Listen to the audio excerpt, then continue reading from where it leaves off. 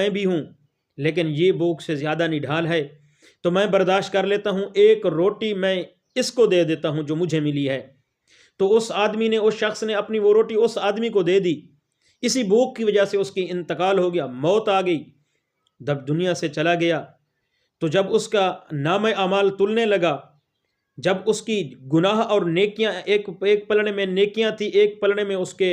اپنا گناہ تھے، جب وہ 70 سال کی عبادت ایک پلڑے میں تھی، 7 دن کے گناہ بھاری ہو گئے تھے، اب اس کو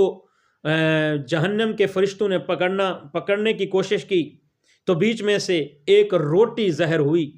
تو وہ روٹی اس نیکی والے پلڑے میں رکھی گئی، تو اس کی نیکی کا پلڑا بھاری ہو گیا۔ تو معلوم ہوا کہ صدقہ